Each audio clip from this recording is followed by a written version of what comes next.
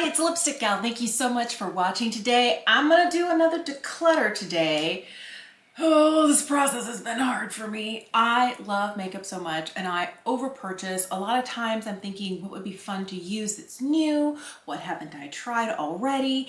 And then also I'm thinking about what you might be most interested in when I'm making purchases. And then there comes a moment like this where I'm like, I have so much, I don't even know what I have anymore. And some things haven't been touched in a long time. So it's time to get rid of the dead weight, so to speak. Thank you for watching. Thank you for being subscribed. I'm going to be decluttering face palettes today. And what I'm considering a face palette is something that has like a variety of things in it. If it's a bronzer, a blush, a highlight, or a palette that has like a bronzer and a highlight or a blush and a highlight, that's gonna be my face palette if it has more than one type of face product in there. So I don't have as many. I thought I had more face palettes in this, but apparently I've been liking to buy singles and individuals, but I'll show you what I have. And because there wasn't as much as I thought I'd get a head start on some of my highlights because I was pulling out highlights and it's shameful. It's shameful. So I'm gonna do liquid and cream highlights along with this declutter. I'm gonna start with these guys here. These are the bite size face palettes from e.l.f. They're $3. They're very affordable. I did not like the formula of these. I don't think I'm gonna swatch all of them. I'm just gonna swatch one. This one right here is in Lychee. The color is nice. I just felt that they were a little dusty. And I feel like I have better things in my collection and I don't want to keep things in here just because they're drugstore, just because they're affordable, if I'm actually not using them daily. So I bought 3 of these. I don't feel bad because they weren't that expensive, but it's still $9 that I'm not going to be able to get back. The next thing I have here is from Wayne Goss. This is his Weightless Veil blush palette and it has blush and highlight. This highlight is one of my favorite, most reached for in the last probably year. Love this highlight. The blush is really nice too, but as you can see, it's got a little bit of hard pan going on here. So every now and again, I'll take a piece of tape, I'll lay it over the hard pan, lift it up, and I feel like it's easy to use again. I will tell you though that I don't have to do that if I'm using a natural hair brush like this. This is one of Wayne's brushes. This is the number 11. If I dip this in there, I can apply blush no problem, but if I'm using a synthetic brush, it doesn't work as well over the hard pan. I have to kind of scrub in there and I don't like doing that. So I don't know that the formulation of the blush is my favorite, but this is why I love this. It's absolutely, it's glowy, but this is what I love about this, and that's why this isn't going anywhere. Another long time love is this product from Charlotte Tilbury. It's the Film Star Bronze and Glow. I've had mine for a while. They have 2 shades. They have the light and they have the medium deep. The bronze is nice. It's not too dark. It gives warmth without being orange on my skin tone. And the highlight is pretty. When you actually sheer it out, it's not too much. It's very subtle. And on days when I feel like I've got a lot of powder going on and I need something light so it doesn't look like it's all settling into my crinkly crinkles, I reach for this one. I still do use it and I like it, so that one's staying. This is a limited edition holiday palette from Hourglass. It came out last year. It's the Sculpture Unlocked. And there is a larger sculpture palette that has 2 more shades in it, but this has been so popular. I think it came out for the first time in 2019. No, 2018 was when they first released the unlocked version. Then they released it again in 2019 because it was so popular. And then for 2020 holiday, they released this 4-pan version. And I really like this. This ambient lighting shade here is just a hair too deep for my skin tone. I can make it work if I use it lightly, but I kind of use it as like the beginnings of my highlight and then I'll put the highlight shade over the top. I do like this. I do use it. I wish that Hourglass was better about making sure they had shades for everybody, but I already have it in my collection, so it's not really gonna leave at this point because I do love the finishes of the formulations. They just need to try harder. I don't know about this. Okay, this is a $75 palette from Charlotte Tilbury. This is the Glowgasm palette. This is the light version. I think the dark version is the Lovegasm palette, but it's beautiful. The problem I have is this bronzer here is doing the same thing that Wayne Goss blush is doing. I think I'm gonna hang on to it for now. And I think what's speaking to me is the fact that I paid $75 for it, because although I love the glowy blushes and the highlight, I just don't reach for it because that bronzer, sometimes it picks up fine now because I recently took tape to it. But I wish it didn't get hard pan the same way. The other beef I have with this is that if you're using a larger size brush like this, it doesn't take much effort before like you're in another pan accidentally.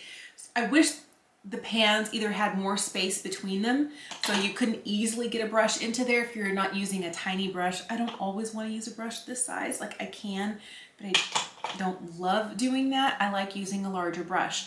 And I wish the pans were a little bit bigger for $75.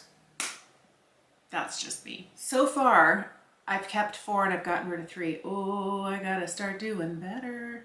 Another $75 palette. This is the Instant Look in a palette. This is the Beauty Glow. I have used this palette so much. These 2 shades here are the blushes, and this is the bronze and highlight in the palette. As you can see, I have used the eyeshadows in this a lot. I love this palette. I travel with it when we used to travel, or on a day when I don't want to spend a lot of time like digging through my stash and I want to quickly get a look together. I really like that. I feel like the quality is good. Again, the size of some of these pans are really small. Unless I'm using a small brush like this, I'm having a hard time getting into, because they're the same size as the eyeshadow pans, and my eyeshadow brushes are smaller, but my face brushes, this is like one of the smallest ones I have, and it works well here. But if I want like a big brush for bronzer, I'm gonna end up with blush on there, or I'm gonna have to keep turning my brush to get bronzer on multiple parts of it. It works, but I feel like this is probably the best sort of thing. I used to keep this in a makeup bag in my purse with small brushes, travel size brushes, and that's when it worked the best for me. But I still do love this, not going anywhere. I did happen to get another one of the Charlotte Tilbury Instant Look in a palettes. This is the Gorgeous Glowing Beauty. This came in my Beautylish Lucky Bag this year. I have used this as well. I feel like they're similar. The blush shades are definitely different. They're a lot lighter in here, and I feel like the bronzer is just a little bit deeper, but also a little bit warmer. I like that this has kind of like a darker, more berry eye to it. I like this, and I feel like it's a really great way to have most of what I need, you know, aside from base products and like liner, mascara, and a lip and brows. Like I could easily drop small things in a bag, this and a few tools, and get my whole face done. I find that I don't reach for them every single day, but they are easy palettes that create a almost flawless look in a short amount of time. I have 2 more Hourglass palettes. These are the ambient lighting palettes, the larger size palettes. This is the volume 3, and I love this. It has my all-time favorite ambient lighting powder in here. This is Diffuse Light. I think this one here is Dim Light, but I like everything in this palette. I don't reach for them that often, but I should. I do have the Ghost Edit palette, which was what, from 2019, and actually I really like this a lot. A lot of times, again, my favorite shade in Diffuse Light is here. What I'll do is I'll take a brush like this and I'll just go across all of them. Even though there's a highlight in here, I'll do that, and then I'll use that to like set my cheeks, but sometimes I'll use just this shade here and hit underneath my eye. I love all of these. All of these work really well for me. The hard part about these guys is the ones that are swirled. If you get a swirl that has more dark in it, it's going to be darker. If you get a swirl that has more light in it, it's going to be lighter. And each one, they're individually marbled by hand, and then they're put in there. So you could have some that are more intense or less intense, but both of these palettes work really well for me. I'm hanging on to those. This is the Cover FX Perfector Face Palette. I actually really liked it when I got it. The problem I had is the largest shade in here is their finishing powder. I didn't care for the finishing powder because really, it felt kind of heavy and chalky to me, and there are little bits of sparkle in here. I also feel like I have this shade and this shade in other places in my collection. So these are the highlights that go right across the top. I think they're really pretty. I haven't reached for this in a long time. I don't see myself reaching for this, so I'm gonna have to let this go. Do they even make this still? This is the Marc Jacobs Instamark Dream Filter. It's basically a face palette that has like bronzer, contour on one side and finishing powder on the other. I haven't reached for it. Man, that's the second large Marc Jacobs palette I let go. I'm like, oh, get rid of the coconut bronzer, and that's $100 in makeup right there in just 2 products. All right, so sad, but I loved this when it first came out. I remember, who was it that turned me on to this? I think it was Rach Loves. And I was like, what is this? You can see that mine has been used a lot. I haven't reached for it recently. I loved this palette because it had a lot of like lighter kind of neutral shades for underneath the brow bone, inner corner of the eye. I love doing an all matte look, even though I don't frequently like sparkle on my eyes today.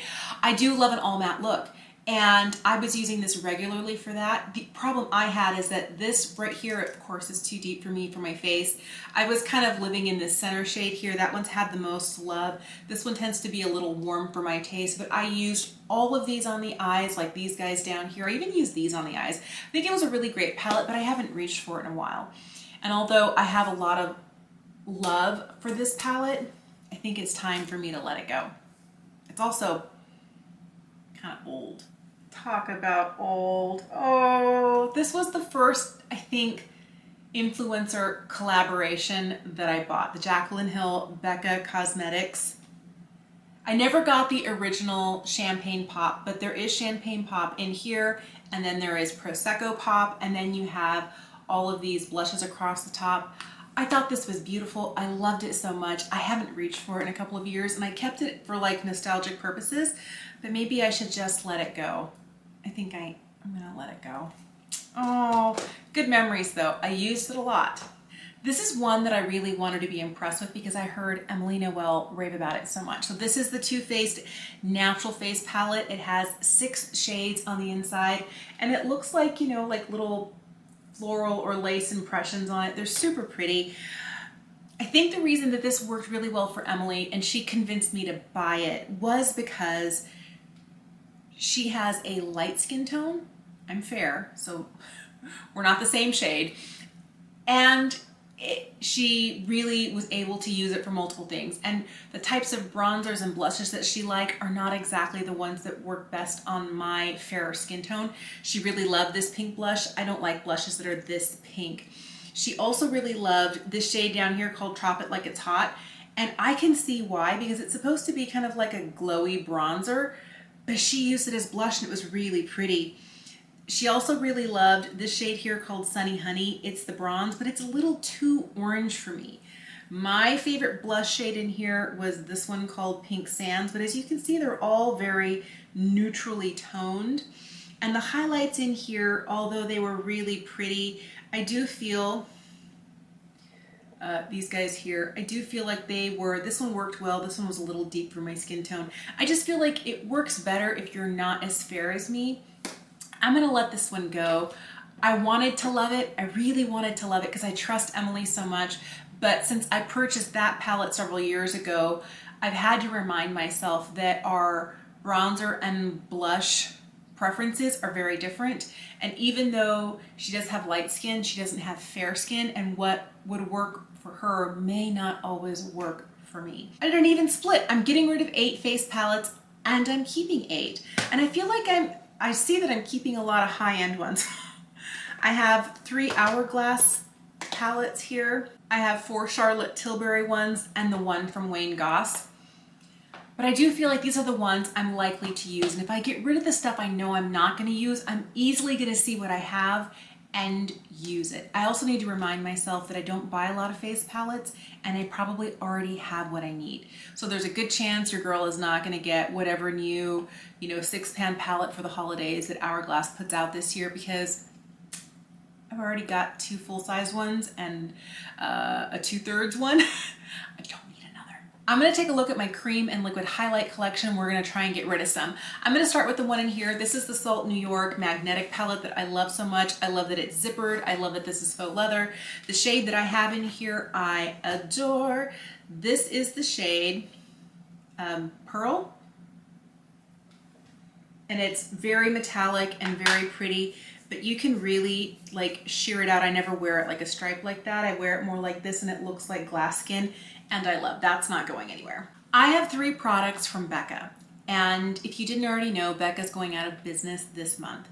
And I've had these products in my collection for a while and I never reach for them. This is the one I think I've used the most. I think I have used almost half the tube. This is their Shimmering Skin Perfector in the shade Moonstone. Moonstone was always the shade I should have picked up in the highlight. I started out with Opal, it was too deep. I went to Pearl, it was too light, too white. Moonstone would have been my perfect shade, and I just have decided I'm not going to hang on to any Becca stuff because, well, they're going out of business. So I have that. I do have a small travel size Shimmering Skin Perfector in Moonstone as well. And this was interesting. This was kind of like their Glow Glaze Stick. And it's basically it's right here. It feels kind of greasy. And I didn't really like the way it sat on my skin, and it broke up my foundation underneath. So that would have been gotten rid of no matter what. I'm getting rid of all of these things. I have 2 of the Vanish Highlight Sticks from Hourglass. One of them is in a shade that's too deep for me. This came in a BoxyCharm. This one is Rose Gold. It's really pretty, but it's not a shade that works on my skin tone, so that's gonna go. I don't know, I just don't reach for it that often. And maybe I don't reach for it that often because I don't know that I have it, but I do have the lightest shade. I think this one is Champagne Flash. And this one actually works really pretty on my skin. Maybe I keep this one. I've had this for a while. This is the iconic London Illuminator, and it's, you need the smallest, like even 1 drop might be too much. No. It's so metallic. But when you see when it doesn't actually have the light hitting on it, it looks super flashy here. See how deep it is? And I don't know that if I blend this out, like down here, I still feel like it's a little, you can see that it's a little dark. I think I'm gonna have to let this go. Although it's gorgeous, it's too deep for me. I don't use it because I know I have that problem with it. This is not going anywhere. This is the new Elevated Glow from Lisa Eldridge. It has a doe foot applicator on it. It is the most beautiful liquid highlight. I love it so much. It doesn't really look like a lot, but see the difference between nothing and like, it gives the most beautiful glass skin look. Every time I wear this, without fail, somebody asks me what I'm wearing. Love. And I like that it has a really beautiful shine and a reflect without being like too intense. It doesn't look metallic. It just looks lovely. I love. The other one I'm going to keep is a Charlotte Tilbury Hollywood Flawless filter. I have the lightest shade in this, and this is what it looks like, but let me blend it out for you. I feel like it's a more dialed down version, like the Lisa Eldridge is like boom, and this one is pretty too, but it's not nearly as much. So if I want a little bit less of a glow, I'm going to do this. I tend to mix this with my foundation if I want a glowy look, and I tend to mix this with my liquid blush if I want kind of like a glowy blush. So I have 2 different levels of liquid, and I think I prefer these over the one from Becca anyway, so good thing I'm getting rid of that. I love this so much. This is the Living Luminizer by RMS Beauty, and it is a beautiful, beautiful kind of metallic, but it's not too much because like when you put it on, it brings life to the skin. I have it right here, and it's not too glowy, it's not too dewy. It's and the weird thing is, you would think that because it's a cream, it would, you know, pick up whatever you have down first. I can put it over powder, I can put it over an unset face with cream products. This works beautiful. I love this so much. And this shade here, even though it looks really white in the pan, it kind of blends out to perfection. Love that. This product here is the Moonbeam Cushion Highlight from M Cosmetics. I have the lightest shade in Halo. This is actually a really pretty color.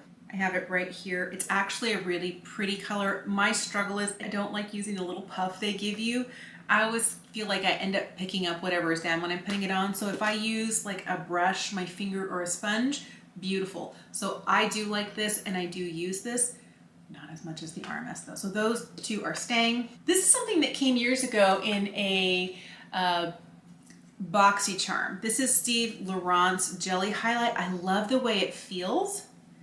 It feels very much like a Super Shock, and I wouldn't be surprised if the formulation is very similar. The problem I have is it's too deep for my skin. This is the shade Prosecco Please. So that's gonna go. I remember really liking this when I first got it. This is the Skin Glow in Moonlight from Galactic. I feel like I have better like cream highlights now. They're right here. They're really pretty. This is the one from Steve Laurent. I think I'm gonna let this go. This also came in a BoxyCharm, but I feel like it's a really pretty product. If you happen to be able to get your hands on it and you want to have more than one option for cream highlight, I think it's really pretty, but I feel like I have better ones in my collection and I haven't reached for that, which is why I'm letting it go. Something else I haven't reached for is this guy. I did a whole video about trying Trustique products and I didn't really like that many of them. I felt like the highlight was nice.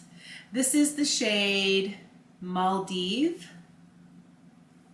It's right here. It's actually really pretty, but I don't think that it stayed that well on my skin. So I'm gonna let this go. The last liquid highlight that I have is from Charlotte Tilbury. It's the Beauty Light Wand. I have the shade Spotlight. It's the lightest shade. It's right here. It's so pretty.